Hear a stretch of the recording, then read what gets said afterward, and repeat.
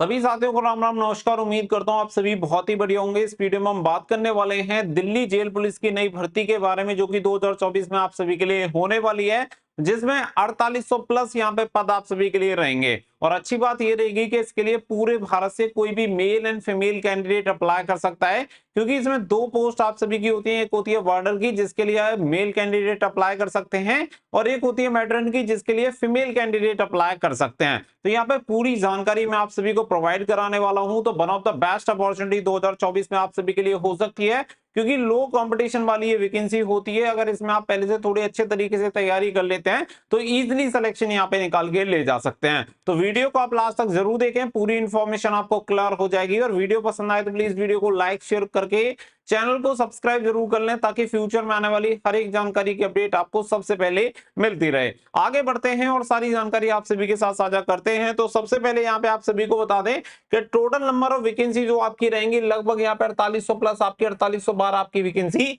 रहने वाली है। अगर हम एज क्राइटेरिया की बात करें तो एज क्राइटेरिया जैसा कि आप यहाँ पे देख सकते हैं काफी बढ़िया रहता है। 18 से 27 साल यहाँ पे अप्लाई कर सकते हैं जो भी यहाँ पे कैंडिडेट होते हैं, जनरल और ईडब्ल्यूएस कैंडिडेट। इसके अलावा अगर आप ओबीसी कैंडिडेट हैं तो 18 से 30 साल तक अप्लाई कर सकते हैं, और एससी एसटी कैंडिडेट 18 से 32 साल तक इसके लिए अप्लाई कर सकते हैं। और ये जो एज क्राइटेरिया रहेगा मेल एंड फीमेल दोनों कैंडिडेट के लिए सेम क्राइटेरिया रहने वाला है। आगे अगर हम बात करें क्वालिफिकेशन की, तो क्वालिफिकेशन सिंपल यहाँ पे 12th पास होनी चाहिए। इसके अलावा ना किसी सर्टिफिकेट की ना किसी एक्सपीरियंस की आपको जरूरत है। सिंपल अगर आपने 12th पास कर रखा है, कितनी भी परसेंटेज है, आप इसके लिए अप्लाई कर सकते हैं। बस आपके पास पासिंग सर्टिफिकेट होना चाहिए।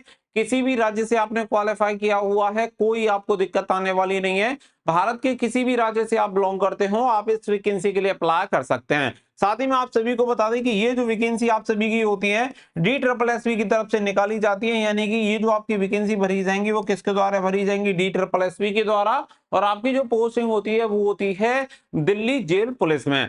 तो यहाँ पे ये चीज आप सभी की क्लियर हो गई। इसके अलावा अगर मैं बात करूं सिलेक्शन प्रोसेस, सबसे पहले होता है रिटन एग्जामिनेशन, जो कि आपका ऑनलाइन होता है। CBT कंप्यूटर बेस्ड एग्जामिनेशन आप सभी का होता है, और इसे क्वालिफाई करने वाले कैंडिडेट पार्टिसिपेट करते हैं PST PET यानी फिजिकल स्टैंडर्ड टेस्ट और फिजिकल इफिशिएंसी टेस्ट। यहाँ पे नाप तोल होती है, और आपकी high jump long jump running वगैरह आपकी होती है।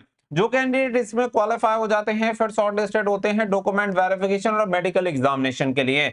तो इन 3 फेजेस से गुजर के आप सभी का यहाँ पे सिलेक्शन होता है। तो इन तीनों की आपको तैयारी करनी है। पहले आपका एग्जामिनेशन होगा, ये आप सभी को क्लियर होना चाहिए। इसके अलावा अगर हम यहाँ पे बात करें तो देखो मेल एंड फीमेल दोनों के लिए अलग अलग क्राइटेरिया होता ही है। तो जैसा कि यहाँ पे भी आप सभी को देखने के लिए मिलेगा, तो क्वालिफिकेशन ऑलरेडी आपकी क्लियर है कि यहाँ पे 10+2 यानी 12th आपका होना चाहिए। अगर आप फीमेल कैंडिडेट हैं तो आपकी लंबाई होनी चाहिए 157 सेंटीमीटर। साथ ही में जो कैंडिडेट यहाँ पे गोरखा, गढ़वाली, डोगरा और ST कैंडिडेट हैं उन्हें 5 सेंटीमीटर की छूट मिल जाती है, यानी कि ऐसी कैंडिडेट जो इन कैटेगरी से बिलोंग करेंगे 152 सेंटीमीटर के साथ फॉर्म अप्लाई कर सकते हैं। तो बाकी के जो कैंडिडेट हो गए जनरल, ईडब्ल्यूएस, ओबीसी, एससी, उन कैंडिडेट के लिए 157 यहाँ पे लंबाई होनी चाहिए फीमेल कैंडिडेट के लिए। इसके अलावा अगर हम बात करें तो यहाँ पे फिर बात आती है पीईटी। तो पीईटी में किसी को कोई रिलैक्सेशन नहीं मिलता है, किसी भी कैटेगरी से बिलोंग करते हो सभी के लिए सेम फिजिकल होता है। तो यहाँ पे फीमेल कैंडिडेट की जो रनिंग होती है 800 मीटर की रनिंग होती है, जिसे 4 मिनट में पूरा करना होता है 800 मीटर की रनिंग को। इसके अलावा जो कैंडिडेट इसे क्वालिफाई कर लेते हैं, यानी रनिंग को क्वालिफाई करने के बाद फिर यहाँ पे आप सभी की होती है लॉन्ग जंप, जो कि आपकी 9 फीट की होती है। 9 फीट की लॉन्ग जंप आप सभी को यहाँ पे करनी होती है। 3 चांस आप सभी को यहाँ पे दिए जाते हैं। तो ये चीज यहाँ पे क्लियर हो जाती है। इसके अलावा यहाँ पे आप सभी को बता दें कि यहाँ पे 3 फीट की हाई जंप आपको करनी होती है, यानी कि 3 इवेंट आप सभी के टोटल होते हैं। एक आपकी रनिंग हो गई 800 मीटर की 4 मिनट में। इसके अलावा यहाँ पे लॉन्ग जंप हो जाएगी 9 फीट और हाई जंप हो जाती है 3 फीट, जिसके लिए आपको 3-3 चांस यहाँ पे दिए जाते हैं। तो ये आप सभी का फिजिकल हो गया फीमेल कैंडिडेट का। फिर बात आती है यहाँ पे मेल कैंडिडेट की। अब यहाँ पे मेल कैंडिडेट के लिए जो लंबाई होनी चाहिए वो होनी चाहिए 170 सेंटीमीटर। ठीक है, 170 सेंटीमीटर आपकी लंबाई होनी चाहिए। लेकिन अगर आप बिलोंग करते हैं ST कैंडिडेट या गढ़वाली, गोरखा, डोगरा से अगर आप बिलोंग करते हैं तो 165 सेंटीमीटर के साथ आप इसके लिए अप्लाई कर सकते हैं। 5 सेंटीमीटर का आपको रिलैक्सेशन मिल जाता है। अगर हम बात करें सीना की, तो यहाँ पे सीना आप सभी का होना चाहिए 81 से लेके 85 सेंटीमीटर होना चाहिए। जनरल, ईडब्ल्यूएस, ओबीसी और SC कैंडिडेट के लिए जो कैटेगरी मैंने आप सभी को पहले बताई है, जैसे कि आपका गोरखास, गढ़वाली, डोगरास और एसटी कैंडिडेट हैं, तो इन्हें 5 सेंटीमीटर की यहाँ पे छूट मिल जाती है और 76 से लेके यहाँ पे सीना आपका होना चाहिए 80 सेंटीमीटर। तो ये यहाँ पे आप सभी का हो गया पीएसटी। तो कैटेगरी वाइज यहाँ पे मैंने आप सभी का पीएसटी क्लियर कर दिया। फिर यहाँ पे पीएसटी क्लियर हो जाने के बाद फिर यहाँ पे बात आती है आपकी पीटी यानी फिजिकल एफिशिएंसी टेस्ट की। तो फिजिकल एफिशिएंसी टेस्ट यहाँ पे देख लेते हैं। तो यहाँ पे 1600 मीटर की यहाँ पे आप सभी की रनिंग होती है और 1600 मीटर की रनिंग आप सभी को करनी होती है 6 मिनट में। 6 मिनट का समय आपको दिया जाएगा, 1600 मीटर की रनिंग कंप्लीट करनी होगी। सभी के लिए सेम यहाँ पे टाइम होता है, सेम फिजिकल यहाँ पे होता है। फिर इसके अलावा हाई जंप और लॉन्ग जंप आपकी होती हैं। तो यहाँ पे जो आप सभी की लॉन्ग जंप होगी वो होगी आपकी 13 फीट। इसके अलावा यहाँ पे हाई जंप होती है 3 फीट 9 इंच आप सभी की होती है आपकी हाई जंप। तो ये आप सभी को करनी होती है, जिसके लिए 3-3 चांस आप सभी को दिए जाते हैं। तो ये चीज यहाँ पे क्लियर हो गई। इसके अलावा यहाँ पे ये जो क्राइटेरिया रहता है वो रहता है यहाँ पे सभी नॉर्मल कैंडिडेट के लिए। बाकी का अगर आप एक्स सर्विसमैन हैं तो यहाँ पे फिर एज के अकॉर्डिंग चलता है कि एक्स सर्विसमैन कैंडिडेट अगर 30 साल तक है तो जो सभी के लिए एप्लीकेबल है वही होगा। अगर 30 साल से ज्यादा उम्र है तो फिर उसके अकॉर्डिंग अलग अलग क्राइटेरिया यहाँ पे आप सभी को देखने के लिए मिल जाएगा, जो कि आप यहाँ पे देख सकते हैं। वो अलग कैंडिडेट के लिए होता है, केवल एक्स सर्विसमैन कैंडिडेट के लिए। बाकी जो जनरल कैंडिडेट है उनके लिए सेम यही चीज अप्लाई होती है। इसके अलावा अगर मैं बात करूं यहाँ पे आपके एग्जाम के सिलेबस की कि यहाँ पे एग्जाम का सिलेबस क्या होता है, क्योंकि सबसे पहले आपका एग्जाम ही होता है, तो ये आप सभी को थोड़ा ध्यान रख के चलना है। यहाँ पे केवल टायर 1 एग्जामिनेशन होता है। इसके अलावा ऐसा नहीं है कि आपको टायर 2 देना पड़ेगा, कुछ नहीं। केवल 2 घंटे का आपका समय दिया जाता है, जिसमें टोटल नंबर ऑफ क्वेश्चन होते हैं 200 नंबर आपको दिए जाते हैं। हर एक क्वेश्चन के लिए 1 नंबर आप सभी को दिया जाएगा।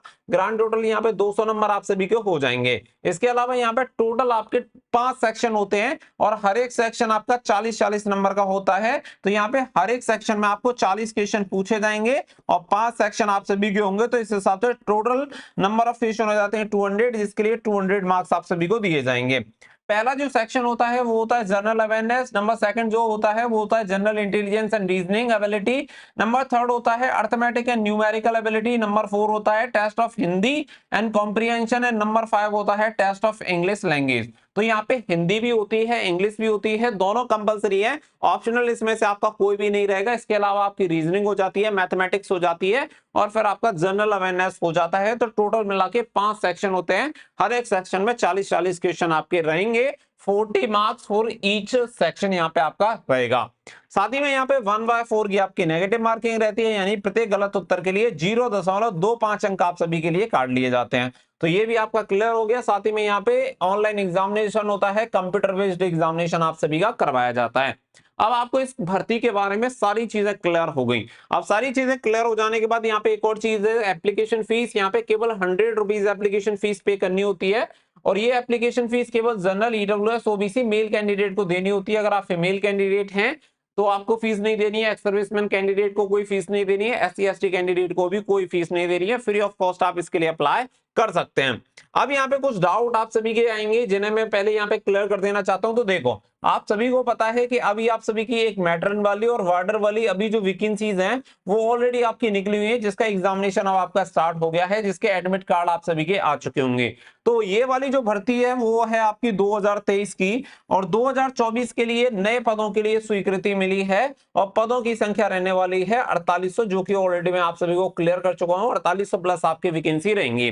तो ये वाली जो आपकी वैकेंसी चल रही है मैट्रन वाली और वार्डर वाली, ये जो वैकेंसी होगी ये अप्रोक्स आपकी अक्टूबर नवंबर तक कंप्लीट हो जाएगी। और जैसे ये वैकेंसी आपकी कंप्लीट होगी इसके तुरंत बाद 2024 वाला जो नोटिफिकेशन होगा वो हो जाएगा रिलीज, जिसमें आपको 4800 प्लस वैकेंसीज देखने के लिए मिल जाएंगी। तो जो बच्चे अच्छी तरीके से भाई तैयारी कर रहे हैं और जिन्हें सिलेक्शन चाहिए वो पहले से ही एडवांस में अपनी तैयारी कर सकते हैं, क्योंकि वैकेंसी का तो कंफर्मेशन मिल चुका है और डिपार्टमेंट ये वैकेंसी आपकी नवंबर में अप्रॉक्स ये वैकेंसी रिलीज कर देगा, नोटिफिकेशन इसका रिलीज हो जाएगा। तो इसके अकॉर्डिंग आप अपनी तैयारी रख सकते हैं कि भाई ये वैकेंसी आने वाली है, हमारे पास पहले से 7-8 महीने हैं, उसके अकॉर्डिंग हम अपनी तैयारी कर सकते हैं। 7-8 महीने भी नहीं है, 6 महीने लगभग आप मान के चल सकते हैं, 5-6 महीने आपके पास हैं। तो इसके अकॉर्डिंग आप अपनी तैयारी करें एग्जाम के लिए। हाँ, लगभग आपको 8 महीने 9 महीने का समय मिल जाएगा, तो पूरी तैयारी आप कर सकते हैं। सिलेबस मैंने आप सभी को बता दिया, एप्लीकेशन फीस बता दी, प्रोसेस आपको बता दिया, पीएसटी एंड पीईटी बता दिया, मेल एंड फीमेल के लिए अलग अलग बता दिया, सिलेक्शन प्रोसेस आपको क्लियर हो गया, हर एक चीज मैंने आप सभी को बता दी है। तो उम्मीद करता हूं कि ये आप सभी के लिए एक अच्छी अपॉर्चुनिटी 2024 में हो सकती है। अगर आप गवर्नमेंट जॉब के प्रति सीरियस हैं तो मैं कहूंगा कि आप इसे टारगेट बना के पहले से ही तैयारी करिए, और अगर आप पहले से तैयारी करते हैं तो निश्चित तौर पे सिलेक्शन ले सकते हैं। जो बच्चे जिनकी इंग्लिश वगैरह बढ़िया है उनके लिए तो यहाँ पे प्लस पॉइंट रहता है, क्योंकि यहाँ पे इंग्लिश का भी सेक्शन रहता है। तो आपको हिंदी एंड इंग्लिश दोनों की तैयारी आप सभी को करनी है। अगर आप दोनों की तैयारी करेंगे तो आराम से आपका निकल जाएगा। बाकी का जनरल अवेयरनेस, रीजनिंग और मैथ आप लगभग हर एक एग्जाम के लिए पढ़ रहे होंगे। अगर आपको अलग से पढ़ने की जरूरत पड़ सकती है तो वो केवल हिंदी और इंग्लिश होगा, और उम्मीद है कि हिंदी और इंग्लिश में से किसी एक को वैसे ही आप पढ़ रहे होंगे। तो इसी अकॉर्डिंग एक सब्जेक्ट की तैयारी आपको अलग से करनी पड़ सकती है, हिंदी या इंग्लिश की। उसके अकॉर्डिंग अपनी तैयारी को इंप्रूव करिए ताकि आपका सिलेक्शन इन पदों में हो पाए। उम्मीद है चीजें आपको क्लियर हो गई होंगी। मिलेंगे नेक्स्ट वीडियो में, फिलहाल के लिए बस इतना ही। तो जुड़े रहिएगा। Thank you for watching. जय हिंद, जय भारत।